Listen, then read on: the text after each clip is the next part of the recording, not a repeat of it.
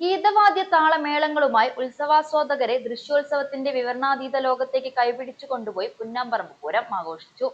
നൂറുകണക്കിന് ഭക്തജനങ്ങൾ പൂരം കാണുന്നതിനായി ക്ഷേത്രസന്നിധിയിൽ എത്തിയിരുന്നു.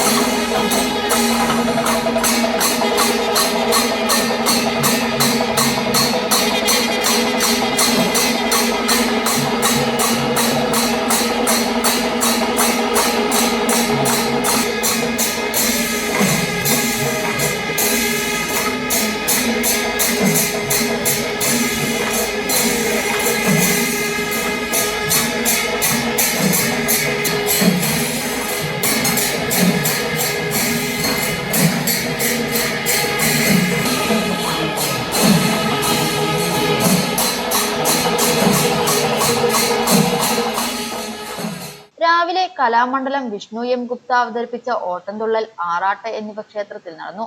ഇതേ സമയം വിവിധ ദേശപൂരങ്ങളുടെ നഗരപ്രദക്ഷിണം തട്ടങ്ങളിൽ ആരംഭിച്ചിരുന്നു.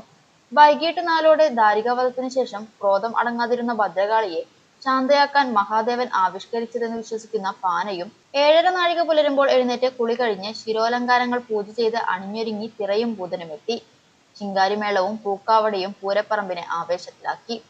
മണ്ണമ്പറ്റ, തോട്ടര വടക്കൻ, കോടർമണ്ണ പടിഞ്ഞാറൻ, കിഴക്കൻ, പുളിക്കാവ് പടിഞ്ഞാറൻ, പാർത്തല പടിഞ്ഞാറൻ, മമ്പള്ളി പടിഞ്ഞാറൻ എന്നീ ദേശങ്ങളിൽ നിന്നുള്ള ആനപ്പൂരങ്ങൾ ക്ഷേത്രത്തിലെത്തി.